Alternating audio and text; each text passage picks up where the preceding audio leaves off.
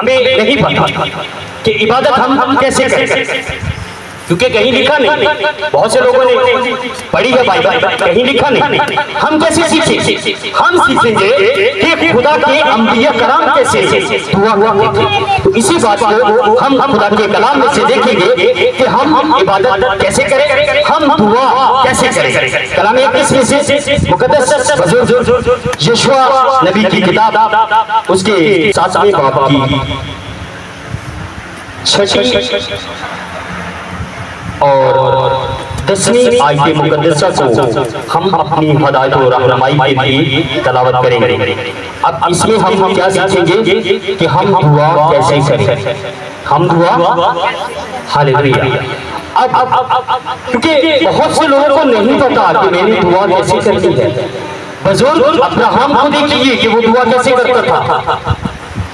बुज़ुर्ग नूह नबी को देखिए वो दुआ कैसे करते थे। उनका कलामे मुक़द्दस में हम पहले वो पढ़ चुके हैं, लेकिन आज जो खुदावंद ने मुझसे और आपसे बात की है वो ये है कि खुदा का नबी, अच्छा ये बुज़ुर्ग यशूआ है कौन? सबसे पहले तो हमें ये जानने की जरूरत है। बुज़ुर्ग यशूआ नबी वो है कि जब खुदा ने बुज़ुर्ग मूसा नबी को अपने पास बुला लिया था तो बनी इस्राएल का लीडर खुदा ने यशूआ को बनाया। कितनों को समझ आया? ये बुज़ुर्ग मूसा नबी के बाद खुदा ने बनी इस्राएल का जो लीडर बनाया था वो यशूआ नबी को बनाया था। और यशूआ जब बनी इस्राएल ने बहुत बदी थी तो खुदा से दुआ कर रहा है। अब वो दुआ कैसे कर रहा है, कलाम मुक़द्दस में से हम अपनी हिदायत और रहनुमाई के लिए तलावत करेंगे। मुक़द्दस बुज़ुर्ग यशूआ की किताब उसका 7वां बाब और उसकी 6ठी आयत मुक़द्दसा में इरशाद है कि जब बनी इस्राएल ने बहुत ज्यादा बदी कर ली तो खुदा नाराज हुआ। तो जब एक कौम बदी करती है तो उसके लीडर से खुदा बात करता है, उसे कहता है कि भाई तेरे लोग बिगड़ रहे हैं, इनको तरबियत कर, इनको बता। तो ऐसे ही खुदा ने जब बुज़ुर्ग यशूआ नबी से बात की तो यशूआ नबी ने देखा कि कौम बहुत बड़े गुनाह में है। तो उसने क्या किया, कलाम मुक़द्दस में इरशाद है तब यशूआ और सब इस्राएली बुज़ुर्गों ने अपने कपड़े फाड़े और खुदावंद के अहद के संदूक के आगे शाम तक जमीन पर औंधे पड़े रहे। अब जब हमसे गुनाह हो जाता है ना तो हम अक्सर तौबा करने की भी कोशिश नहीं करते। तो यहाँ पे देखिए कि बुज़ुर्ग यशूआ नबी ने अपने साथ कुछ अच्छे कैरेक्टर के लोगों को लिया हुआ था, क्योंकि कोई भी बंदा अकेला कुछ नहीं है। जब बुज़ुर्ग यशूआ से खुदा ने कहा कि ये लोग बहुत बदी कर रहे हैं तो ये तब की बात है, खुदावंद यीशु मसीह के आने से पहले की बात है। उसने क्या किया, तब यशूआ और सब इस्राएली बुज़ुर्गों ने अपने कपड़े फाड़े और खुदावंद के अहद के संदूक के आगे शाम तक जमीन पर औंधे पड़े रहे और अपने सर पर खाक डाली। अब ये कलाम मुक़द्दस में जैसा लिखा है ऐसा एज इट एज है। अब खाक डालना ये हमें खाकसार होने के लिए कहती है। कपड़े फाड़ना अपने आप को खाली कर देना, अपने आप को खाली कर देना। हमने अपने आप को खाली कर देना है और अपने सर में खाक डाली, अपने आप को कुछ न जाना, अपनी इज्जत को, अपनी बड़ाई को कुछ न समझा, अपने खुदावंद के आगे वो कैसे पड़े रहे, औंधे मुंह पड़े रहे, जैसे घुटनों के बाहर जाके सजदा करते हैं ऐसे पड़े रहे। अब जब बुज़ुर्ग यशूआ और बाकी लोग सब ऐसे शाम तक दुआ करते रहे तो खुदावंद आगे कैसे बात करता है। मेरे अजीज भाई और बहनों, ये मैं आपको दुआ करने का तरीका बता रहा हूँ कि हमने अपने खुदा की हज़ूरी में कैसे जाना है पर्सनल। जब हम अपनी दुआ करें तो हमने ऐसे जाना है। अब जब बुजुर्ग यशवा और बाकी सब बुजुर्ग बनी इसराइल खुदा के अहद के सदूक के सामने औंधे मुंह पड़े थे, तो 10वीं आयत मुकद्दसा में इरशाद है, और खुदावंद ने यशवा से कहा, अब ये देखिए दुआ की पावर, वो औंधे मुंह बगैर किसी परवाह के अहद के सदूक के सामने पड़ा है और खुदा उससे बात कर रहा है। खुदा उसे कहता है और खुदावंद ने यशवा से कहा, उठ खड़ा हो। ये खुदावंद यशवा से कह रहा है, जब वो इंसान खुदा के सामने झुका हुआ है तो खुदा उसे कह रहा है, उठ खड़ा हो, क्योंकि क्यों तू इस तरह औंधा पड़ा है। मेरे अजीज भाई और बहनों, सबसे पहले हमने अपने आप को खाली करना है, हमने अपने आप को खाली करके खुदा की हजूरी में जाना। मेरे अजीज भाई और बहनों, खुदावंद आपसे ये नहीं कहता कि मुझे अपने पैसों का ही 10वां हिस्सा दो। बहुत बार, क्योंकि मुझे आपसे कोई गिला शिकवा नहीं है, क्योंकि ऐसे बहुत से लोगों को आपने देख लिया है जो सिर्फ आपको 10वां हिस्सा बताते हैं कि 10वां हिस्सा पैसे का ले आओ, 10वां हिस्सा फलानी चीज ले आओ। ऐसा नहीं है मेरे भाई मेरी बहन, आज मैं आपको एक बात बताता हूँ, 24 घंटे हैं दिन में, आप इन 24 घंटों का 10वां हिस्सा निकालिए, 2 घंटे और 24 मिनट आपका 10वां हिस्सा है। आप 24 घंटे में ये 2 घंटे और 24 मिनट सबसे पहले खुदावंद को देना शुरू करें, उसके बाद बाकी चीजें आपको खुद समझ आ जाएगी। हालेलुया। मेरे भाई मेरी बहन, हम आज एक बात सोच ले, मैं आप सबको एक बात ये बताना चाहता हूँ, आज वैसी जगहों पे जाना छोड़ दीजिए कि जहाँ पे एक लालच देकर बुलाया जाता है कि यकीन करिए बड़ा दुख होता है कि फला जगह पे फला खाना है और वहाँ पे आ जाओ। ऐसी इबादत यकीन करिए हम इबादत अटेंड करने नहीं जाते, हम वहाँ पे सिर्फ खाने के लिए जाते हैं, क्योंकि खुदावंद यीशु मसीह ने फरमाया है कि खाना ही सब कुछ नहीं, हर वो बात इंसान के लिए जरूरी है जो खुदा के मुंह से निकलती है। आज मेरे भाई मेरी बहन, मैं आपको बताता हूँ, आप जितने भाई बहन बच्चे जितने सब बैठे हैं, आप एक काम करिए, आप आज तक कभी आपने वैसा नहीं किया तो आज आप करिए। कल ही अपनी एक अलग चटाई रखिए, अलग चटाई आपकी होनी चाहिए। सुबह उठते सबसे पहले किसी और से कोई बात मत करें, सबसे पहले उठे मुंह धो के उस चटाई पे आ जाए, उस चटाई पे आके खुदावंद के सामने सजदा कीजिए, और कुछ नहीं आता हालेलुया थैंक यू जीसस ये बोलते जाइए। 10-15 मिनट ये शुरू करें, आप 3 टाइम या 2 टाइम जाना शुरू करें, 2 घंटे 24 मिनट जिस दिन आप देना शुरू कर देंगे, यकीन करिए आपके घरों से बीमारियां खत्म हो जाएंगी, आपके घरों से बेबरकती जाती रहेगी। आप खुदावंद के कवानीन को मान के देखिए, ये उसने ऐसे ही कानून नहीं बना दिया, ये उसने मेरे और आपके लिए बनाया है, और ये हमें बताया नहीं जाता, कोई हमें बताता नहीं है। यकीन करें मुझे नहीं पता था, आज तक इतनी उम्र में मैंने नहीं सुना कि मैंने इबादत कैसे करनी है, मैंने दुआ कैसे करनी है। हम छोटे छोटे होते हैं, बूढ़े हो जाते हैं, मर जाते हैं, हमें दुआ करनी नहीं आती। क्यों नहीं आती? क्या हमारा खुदा नहीं है? हम एक खुदा को नहीं मानते? हमें दुआ करनी आनी चाहिए। हमें चर्च में कह दिया जाए कि आप दुआ करें, यकीन करें लोग दुआ नहीं करते। क्यों नहीं करते? हमें अपने बच्चों को सिखाना है, हमें उनको बताना है कि बेटा आपने दुआ करनी है। कैसे दुआ करनी है वो भी खुदावंद यीशु मसीह ने बता दिया है। अगली मीटिंग में हम ये सीखेंगे कि हमने दुआ कैसे करनी है। आज हम ये सीख रहे हैं कि हम खुदा की हजूरी में कैसे जाएं, उसके सामने कैसे झुकें। तो ये हमने देखा कि मुकद्दस बुजुर्ग यशवा जब खुदा के सामने औंधे मुंह पड़ा है तो उसको उठने की कोई जल्दी नहीं, वो खुदा के सामने पड़ा है, उसे भरोसा है कि जिस खुदा के सामने मैं झुका हुआ हूँ उसको मेरी फिक्र है। अब वो झुका हुआ है तो 10वीं आयत मुकद्दसा में खुदावंद फरमाता है, और खुदावंद ने यशवा से कहा उठ खड़ा हो। ये खुदावंद को फिक्र है। अब वो सुबह से शाम तक औंधे में पड़ा हुआ है, खुदावंद को फिक्र हो गई उसकी, उसके पास आया, उसे कहा उठ खड़ा हो, तू क्यों इस तरह औंधा पड़ा है। अब गुनाह किसका? कौम का। औंधा कौन पड़ा हुआ? बुजुर्ग यशवा। क्या आज आपको ऐसा कोई खादम नजर आता है जो कलीसिया के लिए इस कदर दुआ कर रहा हो झुक के खुदा के सामने? मेरे भाई मेरी बहन, खुदावंद ने आपके सिर में दिमाग रखा है, इसमें सोचने की सलाहियत है, परखने की सलाहियत है। अगर मैं बोल रहा हूं तो आपकी रूह आपको बता रही है कि ये बंदा फेक है या ये बंदा बनावटी है या ये बंदा वाकई सच्ची मुझे बता रहा है। ये आपकी रूह आपको बता रही है। मेरे भाई मेरी बहन, मैं आज आपको ये बताना चाहता हूँ कि खुदावंद के कलाम के मुताबिक आप इबादत कीजिए। यकीन करो, शैतान आपको कुछ बिगाड़ नहीं सकता। खुदा के कलाम में ये इरशाद है कि याकूब के घराने पर कोई जादू टोना नहीं चलता। आज सबसे बड़ी प्रॉब्लम यही है, हमारे मसीही बहन भाई आके कह रहे हैं संडे किसी ने जादू टोना करा। ऐसा हो नहीं सकता कि आप यीशु मसीह के सच्चे फॉलोअर हो और आप आके ये बात करें। आज के बाद आप ये जो छोटी छोटी बातें आपको बताई जा रही हैं, ये आपको महज छोटी लग रही हैं, लेकिन ये छोटी नहीं है।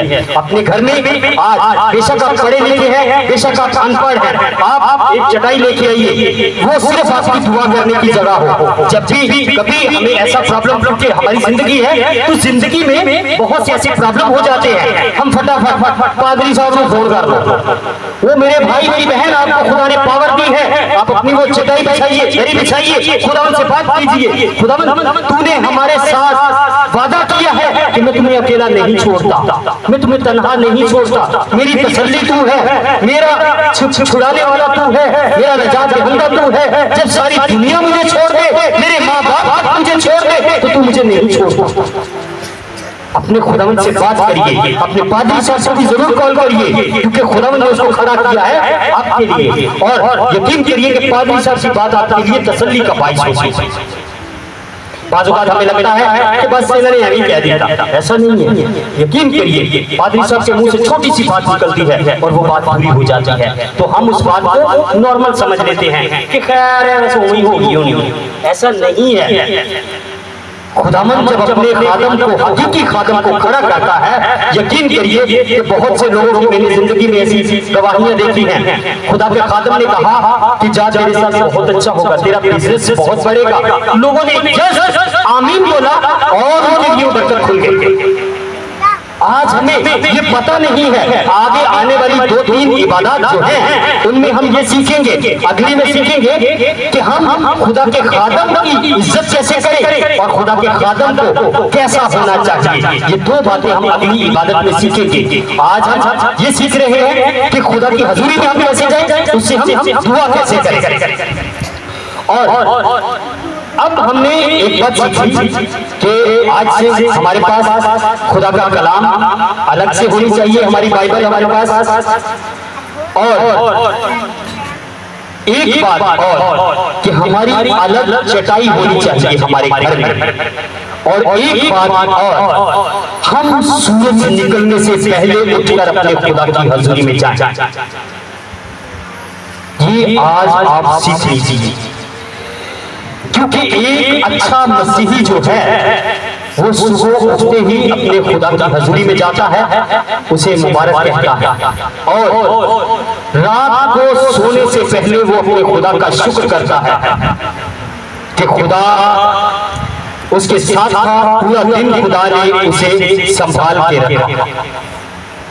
मेरे भाई मेरी बहन, आज से एक बात याद रखिए कि आप मसीही हैं, आप बेमकसद इस दुनिया में नहीं आए। मेरे बहुत सारे भाई बहन हैं, मैं उनसे मिलता हूँ। यकीन करिए, मैं आपको अपने एक्सपीरियंस की बात बता रहा हूँ कि जब मैं उनसे मिलता हूँ उन्हें नहीं पता कि हमारा मजहब क्या है, हमने जाना कहाँ है, मरने के बाद क्या होगा, हम जब मर जाएंगे तो क्या होने वाला है, उन्हें नहीं पता। क्यों? क्योंकि उन्हें बताया नहीं जा रहा। आप यकीन करें कि बहुत आप गुनहगार हो सकते हैं। एक डाकू को देख लीजिए, सलीब पर खुदावंद यीशु मसीह, और वो मर रहा है। उसने मरने से कुछ ही मिनट पहले तौबा की और वो फिरदौस में चला गया। और हम तो ऐसी नादानी में अपनी उम्र गुजार जाते हैं, हमें पता ही नहीं कि तौबा करनी कैसे है। अगर रस्मी तौर पर कुछ नाम निहाद लोगों ने आपको बपतिस्मा दे दिया है तो उसकी बात बताया ही नहीं कि बपतिस्मे के बाद हमने जिंदगी कैसे गुजारनी है। हमें ये जानने की जरूरत है। आने वाले दिनों में आप आते जाइए, यकीन करो कि आप एक इवेंजलिस्ट का काम करोगे। आप जहां जाओगे, जिस घर में जाओगे, जिस भाई के साथ बैठोगे, जिस बहन के साथ बैठोगे, उसकी जिंदगी चेंज हो जाएगी। आप आने वाले दिनों में आते जाइए। हम भी यहाँ पे खाना बना सकते हैं, हम भी देखे से पका सकते हैं। खुदावंद ने हमें भी बरकत दी है। ऐसा नहीं है कि हम नहीं कर सकते, हम कर सकते हैं। लेकिन खुदा ने मुझे ये प्रेम दिया है कि बेटा तूने मेरे कलाम को बताना है, बस तू बताता जा, कोई सुने या ना सुने वो उसका काम है। तू जो तेरा काम तुझे मैंने दिया है वो करता जा, और मैंने वही अपना काम करना है। हम ये भी करेंगे। खुदावंद जैसे अपने प्लान में ये चीज हमने देखा, जैसे पिछले दिनों हमने स्वीट मीटिंग की थी, आने वाले वक्त में हम ऐसा खुदावंद यीशु मसीह का दस्तरखान भी लगाएंगे, और उसके दस्तरखान से आप यकीन करो आप ऐसे खाओगे, आप थोड़ा सा खाओगे, लेकिन आपकी रूह जो है वो उससे फिल हो जाएगी, वो उससे फिल हो जाएगी। आपके अंदर ये खाने का लालच नहीं रहेगा यीशु मसीह के नाम में। हालेलुया। मेरे भाइयों मेरी बहनों, मैं आपको खुदा के कलाम की बात बताना चाहता हूँ। मेरी बातें फजूल हो सकती हैं, मेरी बातें जाया हो सकती हैं, वेस्टेड हो सकती हैं। मैं इसीलिए आपको कलाम इलाही से बता रहा हूँ कि जब हम खुदा की हज़ूरी में जाएं, उसके सामने सजदा जरूर करें। जरूरी नहीं, बहुत से लोगों ने लोगों को सजदा करने से ही मना कर दिया। मेरे भाइयों मेरी बहनों, सजदा बहुत जरूरी है। आप अपने खुदा के सामने जाइए, सजदा कीजिए उसके सामने, 2 बार तो जरूर अपना सिर झुकाइए।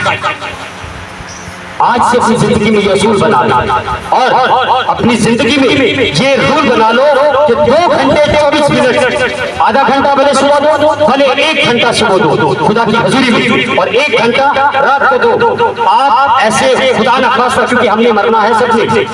हम सुबह उठते ही इबादत करते हैं, और रात को सोते हुए अगर इबादत करके सोते हैं, तो हम खुदा में अगर सो जाते हैं तो यकीन करो कि आपको परेशान होने की जरूरत नहीं, क्योंकि आपने अपने खुदा के साथ उस ताल्लुक को कायम रख के फिर आप सोएंगे। आपको कुछ नहीं आता। Thank you Jesus, hallelujah, thank you Jesus, hallelujah, ऐसा बोलते रहो। आप गाली नहीं दो, आप किसी से गंदा मजाक नहीं करो, आप इन चीजों से बाज आ जाओ। मेरे भाई मेरी बहन, आज ये हमारे छोटे छोटे बच्चे हैं, यकीन करें कि इनको क्यों नहीं पता कि मैंने इबादत में कैसे बैठना है। हमें नहीं पता तो हमारे बच्चों को कैसे पता होगा? ये आज से हमने सीखना, आज से हमने इनको बताना है कि बेटा जब आप इबादत में जाओ तो संजीदगी से बैठो, पादरी साहब की बात सुनो, वो क्या कह रहे हैं, वो आपके लिए बता रहे हैं। आज सबसे पहली बात हमने सीखी, हमने खुदा की हजूरी में कैसे जाना है, संजीदगी से, और उससे दुआ हमने कैसे करनी है, सिर टिका के सजदा करके। सजदा करना कितने लोगों को आता है? हालेलुया। सजदा आप जरूर करें, अगर नहीं आता तो किसी को देख लीजिए। सजदा करना बहुत सिंपल है। घुटनों के बाहर जाइए और अपने सिर को और नाक को जमीन पर लगा दीजिए, और अपने खुदा के सामने एक बात का इकरार, मैं आपको ये शुरू की बात बता देता हूँ कि खुदावंद मैं तेरे सामने आता हूँ, तेरे सामने आती हूँ, मैं अपने आप को खाली करता हूँ, खाली करती हूँ। खुदावंद तू मुझे अपने रूह से भर। आप ये बात शुरू में कहनी शुरू कीजिए। यकीन करो आने वाले दिनों में आप यहाँ ही आते जाएं, आप एक एवेंजलिस्ट का काम करोगे। आप में एक बात करने की दलेरी होगी। आपसे जब कोई पूछेगा आप कौन हो, आप बड़े फख्र से बताओगे मैं मसीही हूँ, मैं यीशु मसीह का फॉलोअर। आज से हमें ये जानने की जरूरत है मेरे अजीज भाई और बहनों। आगे कलाम अक़दस में मुक़द्दस बुज़ुर्ग पौलुस रसूल बताते हैं कि हम इबादत कैसे करें। अब जब भी हम खुदा के कलाम में से किसी रसूल को, किसी नबी को जब पढ़ते हैं तो सबसे पहले हमें उस नबी को जानने की जरूरत है।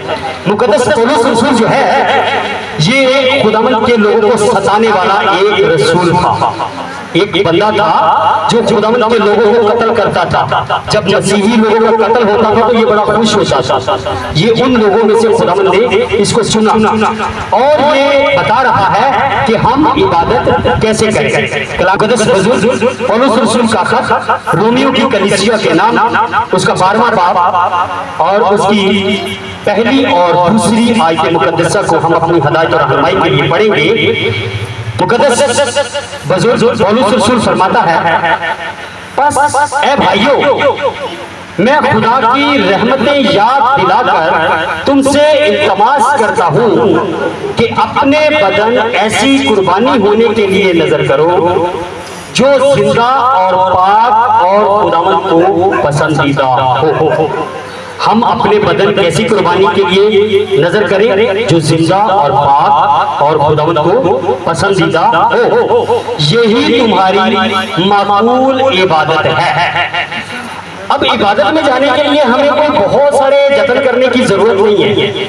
हमें अपने आप को, अपने बदन को, अपने दिल को तैयार करने की जरूरत है। मुकद्दस पौलुस रसूल भी यही फरमा रहे हैं और आगे वो फरमाते हैं, और इस जहान के हम शक्ल ना बनो, बल्कि अकल नई हो जाने से अपनी सूरत बदलते जाओ, ताकि खुदा की नेक और पसंदीदा और कामिल मर्जी तजर्बे से मालूम करते रहो।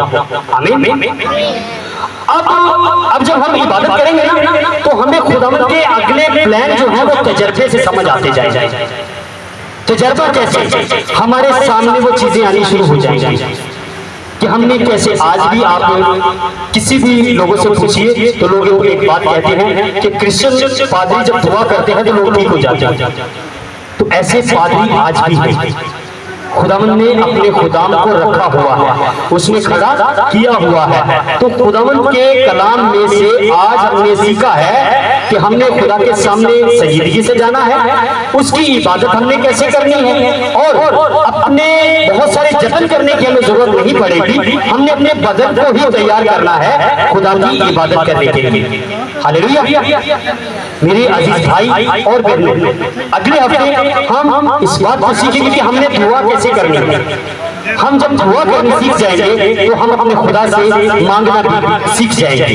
खुदावंद आज के कलाम के वसीले से आपको और मुझे बड़ी बरकत बख्शे। आमीन। हम अपने सरों को झुकाएं, खुदा का शुक्र करें कि उसने अपने कलाम में से हमारे साथ बात की है। कदूस मेहरबान रहीम जिंदा आसमानी बाबा, लश्करों के रब, तेरा शुक्र अदा करते हैं तेरे इलाही कलाम के लिए जो तूने खुदावंद हमें बख्शा। तेरे इलाही कलाम की बातों को जो हमने सीखा है हमारी जिंदगी के लिए खुदावंद रोशनी हो, क्योंकि तेरा कलाम हमारे कदमों के लिए चिराग और हमारी राह के लिए रोशनी है।